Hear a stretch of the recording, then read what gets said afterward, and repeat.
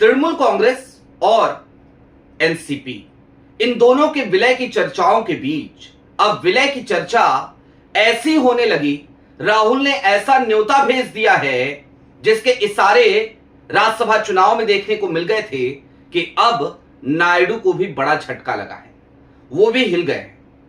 और दूसरी तरफ जहां मोदी जी, भारतीय जनता पार्टी या फिर कि सो कॉल्ड चाणक्य अमित शाह, वो इंडिया गठबंधन की तमाम पार्टियों को तोड़ने की जुगत में लगे हैं ताकि मानसून सत्र में 2/3 बहुमत जुटाया जा सके, वहां पर स्थिति यह हो गई कि एनडीए में ही बवाल, एनडीए में ही एक दूसरे पे सवाल और एनडीए में ही हंगामा। कुल मिलाकर आज कई चीजों को डिकोड करने की जरूरत है, बिटवीन द लाइंस कई खबरों को पढ़ने और समझने की जरूरत है, और साथ ही साथ यह भी समझने की जरूरत है कि क्या अब राजनीति उस मुहाने पर आकर खड़ी हो गई है जहां पर सीधा सीधा टकराव की स्थिति हमें देखने को मिल रही है। सारी बातें जरा विस्तार से करेंगे। नमस्कार, मैं स्वप्निल और आप मुद्दा देख रहे हैं। दोस्तों आगे बढ़ें उससे पहले वही छोटी सी अपील। मुद्दा इन दिनों एक गंभीर आर्थिक संकट से जूझ रहा है। एक तरफ जहां हमारे मेन बैंक अकाउंट बीते लंबे समय से फ्रीज चल रहे हैं, तो दूसरी तरफ हमारे 2.5 साल पुराने चैनल को हमसे लंबे समय तक छीन कर रखा गया था। ऐसे में डे टू डे ऑपरेशंस में मुद्दा को काफी मुश्किलों का सामना करना पड़ता है। लिहाजा आपसे गुजारिश है, यदि आप चाहें तो स्क्रीन पर दिख रहे क्यूआर कोड या फिर के नीचे दिख रहे यूपीआई नंबर्स के जरिए मुद्दा की छोटी छोटी मदद जरूर कीजिएगा ताकि हमारी बेबाकी यूं ही बरकरार रहे। अब आगे बढ़ते हैं, राहुल के उस न्योते की तरफ चलेंगे। टीएमसी और एनसीपी के विलय को लेकर के बातचीत कहां तक पहुंची है उस पर भी बात करेंगे, लेकिन उससे पहले मोदी जी और सो कॉल्ड चाणक्य किस तरीके की जुगत कर रहे हैं या फिर कि षड्यंत्र रच रहे हैं, जरा उस पर एक बारीक नजर डाल लेते हैं। आज की तारीख में उद्धव ठाकरे ने एक महत्वपूर्ण बैठक बुलाई थी अपने सांसदों की, और जानते हैं 9 सांसद हैं उद्धव ठाकरे के, लेकिन 9 में से कितने सांसद वहां पहुंचे? जवाब है 2 सांसद, यानी कि 7 सांसद उद्धव ठाकरे के बुलाने के बावजूद वहां पर पहुंचे ही नहीं। आपको याद है यही हुआ था पश्चिम बंगाल में, ममता बनर्जी के घर पर जब बैठक बुलाई गई तो वहां पर विधायक नहीं पहुंचे, और वही स्थिति अब महाराष्ट्र में उद्धव ठाकरे के सामने आकर खड़ी हो गई है। ये 7 सांसद जो हैं ये एकनाथ शिंदे के साथ जाएंगे या फिर कि एकनाथ शिंदे के साथ भेजे जाएंगे, इसमें किसी को कोई संदेह नहीं है।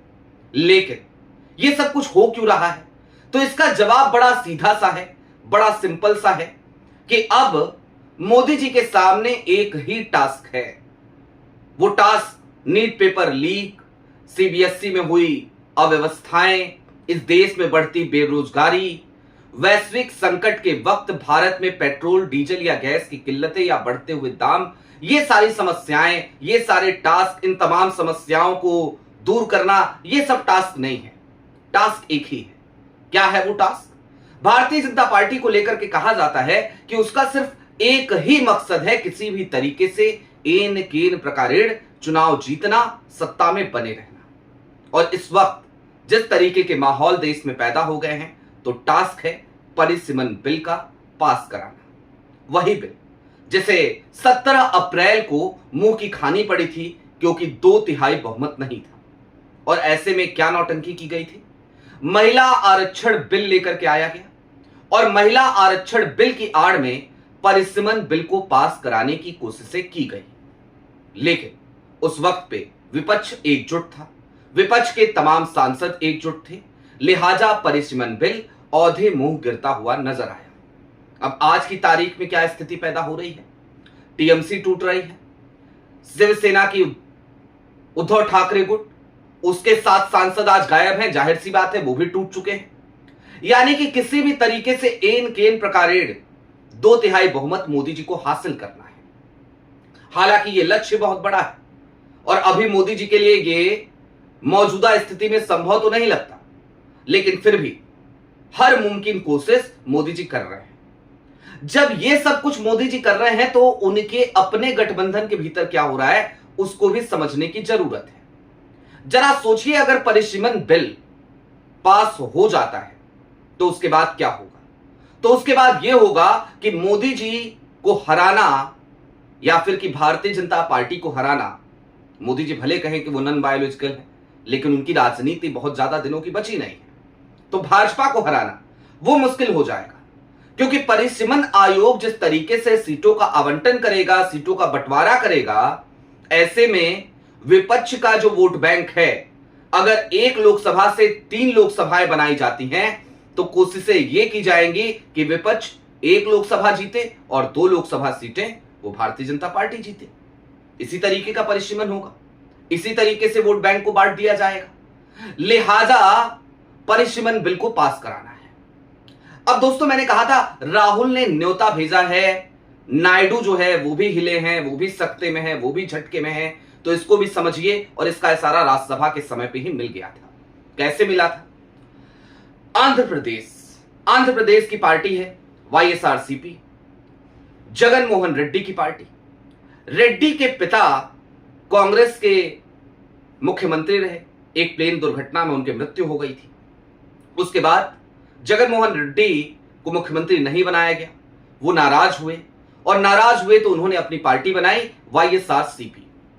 लेकिन 2024 का जो लोकसभा और विधानसभा का चुनाव हुआ आंध्र प्रदेश का, उसमें वाईएसआरसीपी को सिर्फ 4 सीटें मिली लोकसभा में, और वो भी बड़ी बुरी तरीके से हारते हारते जीते, आप ये समझिए। और इतना ही नहीं, 175 सीटों वाली विधानसभा में वाईएसआरसीपी के पास केवल 11 सीटें आई। अब जगन मोहन रेड्डी की ही बहन है वाईएस शर्मिला, दोनों अलग अलग धड़े हैं, दोनों के रास्ते जुदा हो चुके हैं। वाईएस शर्मिला ने एक पार्टी जरूर बनाई थी, लेकिन उस पार्टी का कांग्रेस में उन्होंने विलय कर दिया और कांग्रेस ने उनको प्रदेश अध्यक्ष बना दिया। इस बार चर्चाओं का बाजार गर्म हुआ कि वाईएस शर्मिला को राज्यसभा भेजा जाएगा, लेकिन ऐन वक्त पे वाईएस शर्मिला की जगह हमें मंसूर अली खान कर्नाटक से राज्यसभा आते हुए नजर आते हैं। कर्नाटक से आप सभी को पता है मल्लिकार्जुन खड़गे, पवन खेरा जी और मंसूर अली खान, इन 3 लोगों को कांग्रेस ने राज्यसभा भेजा। वाईएस शर्मिला का पत्ता क्यों काटा गया? तो उसके बाद अब सोर्सेज के हवाले से बड़ी खबर आई। दरअसल कांग्रेस और वाईएसआरसीपी के बीच, जगन मोहन रेड्डी के बीच अब बातचीत शुरू हो चुकी है विलय को लेकर के, क्योंकि वाईएसआरसीपी के सामने भी अब संकट उसके अस्तित्व का है। और जितनी भी ऐसी पार्टियां हैं जो कांग्रेस के भीतर से ही निकली हैं, कांग्रेस से ही निकल करके लोगों ने अपनी अपनी अलग अलग पार्टियां बनाई हैं, उन तमाम पार्टियों को अब यह समझ में आने लगा है कि देखो, ये जो लड़ाई चल रही है ना, ये लड़ाई अब एक ऐसे मुहाने पर आकर खड़ी हो गई है जहां पर आर या पार हमें करना पड़ेगा। जहां पर अगर इस बार हमने मोदी जी को जीतने दिया, मानसून सत्र में ही जीत जाने दिया, तो फिर कुछ बचेगा नहीं हमारे पास बचाने के लिए। कांग्रेस के पास फिर भी बहुत कुछ बचा रहेगा, हमारे पास कुछ नहीं बचेगा। लिहाजा परिसीमन बिल जो मानसून सत्र में लेकर के आने की फिराक में है मोदी जी, जिसके लिए सारी एक्सरसाइज की जा रही है, इसको किसी भी तरीके से रोका जाए। दूसरी तरफ 2029 का चुनाव उसे लक्ष्य मानकर अब कांग्रेस को मजबूत किया जाए, ताकि कांग्रेस भारतीय जनता पार्टी को हरा सके। अब सारी राजनीति, सारी रणनीति इन्हीं तमाम बातों के इर्द गिर्द घूम रही है, इसी की इर्द गिर्द परिक्रमा कर रही है। अब दोस्तों, एनडीए में क्या हो रहा है, जरा चलते चलते उसको भी डिकोड कर लीजिए। मोदी जी परिसीमन बिल तो लेकर आ रहे हैं, लेकिन क्या इससे एनडीए के लोग, उनको बेचैनी नहीं हो रही होगी? तो जवाब है, बहुत ज्यादा हो रही है। और आंध्र प्रदेश में नायडू साहब को तो सबसे ज्यादा हो रही है, क्योंकि सबसे बड़ी बैसाखी वही है, नायडू साहब ही हैं, परेशान सिंधे भी हैं। लेकिन सबसे पहले नायडू जी की बात, परिसीमन बिल आएगा तो नायडू को दिक्कत होगी, और होगी नहीं, हो रही है। लेकिन नायडू करे तो करें क्या? एनडीए के सहयोगी हैं, फाइलें हैं, बेटे का भविष्य है, तो इन तमाम चीजों में वो उलझे पड़े हैं। लेकिन नायडू बहुत सातिर, बहुत समझदार, बहुत बुद्धिमान राजनेता है। वो इन तमाम मुश्किलों से कैसे निकलना है और कब किसको झटका देना है ये जानते हैं, तो वो सही मौके का इंतजार जरूर कर रहे हैं और इसलिए नायडू थोड़े से साइलेंट मोड पे नजर आ रहे हैं। मोदी जी की तारीफ कर देंगे लेकिन उसके बाद कुछ डिमांड रख देंगे, शाह साहब की तारीफ कर देंगे लेकिन फिर कुछ डिमांड रख देंगे, आंध्र प्रदेश में तमाम कंपनियों को बुला लेंगे, गुजरात को कुछ हाथ नहीं आ रहा है। ये तमाम चीजें नायडू लगातार कर रहे हैं जब से वो मुख्यमंत्री बने हैं। अब शिंदे साहब का तो वजूद ही समाप्त हो चुका है। उनको चिंता इस बात की है, भाई आज की तारीख में महाराष्ट्र में सरकार चलाने के लिए क्या शिंदे साहब की जरूरत है भारतीय जनता पार्टी को? जवाब है नहीं है। तो जब नहीं है तो शिंदे साहब किस काम के? भारतीय जनता पार्टी का एक बड़ा सिंपल सा एजेंडा हमेशा से रहा है, इसका एक तरीका और तरीकेकार रहा है। तरीका ये कि जब तक आप काम के हो तब तक आप हमारे साथ हो, उसके बाद आपको दूध में पड़ी या चाय में पड़ी मक्खी की तरह हम निकाल करके फेंक देते हैं। तो वही स्थिति शिंदे साहब की हो गई है। लिहाजा शिंदे साहब को अब टास्क सौंपा गया है कि भैया शिवसेना यूबीटी के सांसदों को तोड़ो, 2/3 बहुमत जुटाने में, परिसीमन बिल पास कराने में आपका भी योगदान होना चाहिए ना। विधानसभा में क्या है, आप किसी काम के हो नहीं हमारे, और खामखा कॉर्पोरेट का इलेक्शन हो तो उसमें आप अड़ंगे डाल रहे हो, तमाम जगहों पे आप अड़ंगे डाल रहे हो, विधान परिषद में आप अड़ंगे डाल रहे हो। तो अब एक काम करो, खुद को साबित करो, नहीं तो निकाल के बाहर कर दिया जाएगा। और निकाल के तुम्हें नहीं बाहर करेंगे, तुमको तुम्हारी पार्टी से निकाल करके बाहर कर देंगे, क्योंकि भारतीय जनता पार्टी का तरीका और तरीकेकार यही है, वो पार्टियां ही तोड़ देती है। तो दोस्तों चलते चलते अब इस बात को समझिए कि आज की तारीख में जो राजनीति चल रही है वो गजब के मोड़ पर आकर खड़ी है, गजब स्थिति पैदा हो गई है। अब आर या पार की लड़ाई है। यह समझिए कि कुरुक्षेत्र का मैदान अभी से सज चुका है, 2029 अभी बहुत दूर है। अब 2027 की आप चिंता ना करें, अब सवाल सिर्फ 2029 का है। क्या 2029 में ही लोकसभा चुनाव होंगे? सवाल यह भी है, क्योंकि अगर परिसीमन बिल पास होता है तो मोदी जी ये भी हो सकता है कि मिड टर्म इलेक्शन करा दे, 2027 में ही कहें कि चलो यार मिड टर्म इलेक्शन करा देते हैं। और क्या कहेंगे इसके लिए? बहानेबाजी क्या बनाएंगे कि महिला आरक्षण बिल पास हो गया है, लिहाजा हम ये चाहते हैं कि 2029 तक महिलाओं को इंतजार ना करना पड़े, परिसीमन हो चुका है।